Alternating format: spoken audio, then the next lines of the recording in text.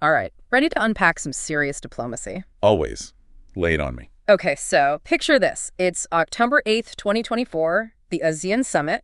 Everyone's in Vientiane, and our new Prime Minister, Paetongtarn Shinawatra, chooses Laos for her very first official visit. Interesting. Not D.C., not Beijing, but Vientiane. What do you make of that? It's a statement for sure. Choosing Laos. Right off the bat, it tells me regional relationships are front and center for her. Southeast Asia. Makes sense. Geographically, right next door. Exactly. And don't forget the history there. It runs deep. But it's also strategic, isn't it? I mean, a strong Southeast Asia benefits Thailand, keeps things stable, you know? Right, practical and strategic, but was it all just symbolic? Handshakes and photo ops? Well, that's where those Thai Inquirer X feeds come in handy. I was just about to say, you can practically feel the energy when her plane lands in Vientiane. The buzz is real. That on-the-ground perspective is invaluable. Official statements only tell you so much, but those first-hand accounts, you get a feel for the tone, the body language, even the crowds reacting. It adds a whole other dimension. Speaking of dimensions, this wasn't just a quick meet and greet. She had a packed schedule. Meetings with Prime Minister Sonexay Sufendone, President Thongloun Sisoulith. The whole shebang. And get this, even National Assembly President Zesamphone Phomvahane. Wow, that's a mouthful. Right, and that detail is important. Yeah. Meeting the Prime Minister, the President, that's standard diplomatic protocol.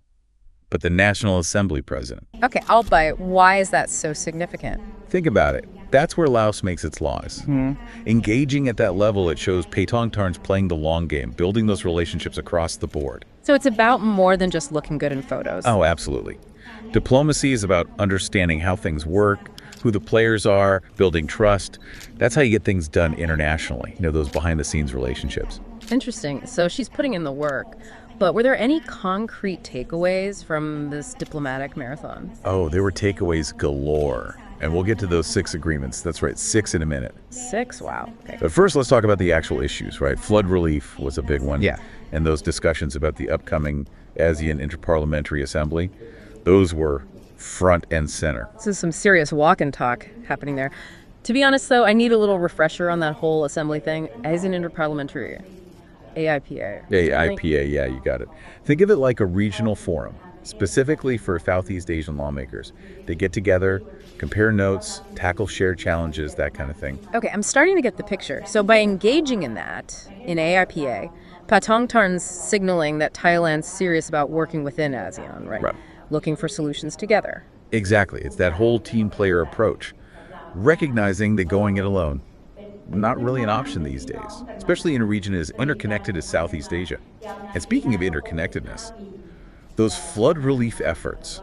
Remember that 2.9 million baht donation Thailand pledged? Yeah, that was big. That's a powerful gesture, shows solidarity. Because, a flood in one Southeast Asian nation, it can easily impact its neighbors. Absolutely. Shared destinies. Right, shared destinies that go way beyond natural disasters, too.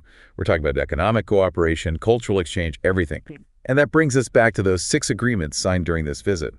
Water management, trade deals, even a plan to make Khon Kaen and Vientiane friendship cities. Okay, I have to admit, when I saw Friendship City, I picture those cheesy photo ops, the giant keys. Laugh softly. Yeah. I get it. But hey, those symbolic gestures, they have power. Those friendship cities, they often become hubs for cultural exchange, tourism, even lead to economic partnerships down the line. You never know. It's about planting seeds, right? Yeah. Building goodwill that lasts. So less about inking the deal, more about building those relationships between communities. I like that. Of all those agreements, though, were there any that stood out to you? The ones to watch? Well, they all feed into that bigger picture of Thai-Lao relations, right? Yeah. But if we're talking standouts, let's zoom in on 2 that really highlight the scope of this whole cooperation thing. First, that water management agreement, because let's face it, water, that's a big deal in this region. Coming to an agreement, it shows they're serious about finding solutions together. Makes sense. Sharing the Mekong River like they do. Exactly. Okay, now for something totally different, that Friendship City thing. Imagine just a few years from now, you're strolling through Khon Kaen, maybe hitting up a night market, sampling some incredible Laotian street food. Okay, now you're speaking my language. Or picture this. Students from Vientiane, they're at Khon Kaen University, studying engineering, sharing ideas. Okay, you've officially won me over on the Friendship City front. It's about those everyday connections, right? The human side of diplomacy. But all this talk, about agreements, about the long game. Does it give us a clear picture of how Paetongtarn operates on the world stage? What's the takeaway here? It does. It does. I think the takeaway here is that Paetongtarn, she's a fascinating blend. Yeah. You've got the pragmatism, but also that long-term vision. Okay, I like where you're going with this. Remember how we started? Laos for her first official visit. Yeah, a very deliberate choice. Exactly. That's not just convenience being next door. It tells me she gets it. Strong regional partnerships, Southeast Asia, that's the foundation. So less about making waves on the world stage, more about shoring up, like a strong home base? Exactly. And look at how she handled it. Packed schedule, engaging with all levels of government, not shying away from those tougher issues like the flood relief, water management, and then boom, those 6 agreements. No time wasted. None whatsoever. This isn't just talk, it's let's get it done. I like a leader who's about action. But is it sustainable? I mean, 6 agreements, that's a lot to juggle. Will those quick wins overshadow the long game? The million-bag question, right. And it's a valid concern for sure. Yeah. But here's the thing. Diplomacy, it's a marathon, not a sprint.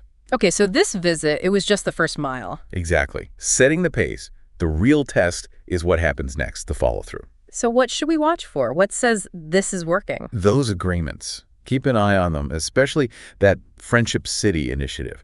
If we start seeing those cultural exchanges, students going back and forth, businesses in Kon Kae partnering with ones in Vientiane. That'll be good signs. Very good signs. And hey, maybe some more Laotian restaurants popping up over here. I'm all for that kind of progress report. Laugh softly. Me too. But beyond even those concrete things, pay attention to Thailand's role within ASEAN overall. Can Paetongtarn leverage these strong relationships, one-on-one into regional leadership? That's a long game. It is. And it takes a deft hand. You need the pragmatism, but you can't lose sight of that vision. A delicate balance. Well, it sounds like Paetongtarn is off to a strong start, but time will tell if this approach delivers those lasting results. This trip to Laos, though, it's given us a lot to think about. That blend of high-level diplomacy and those down-to-earth connections. A taste of things to come, perhaps.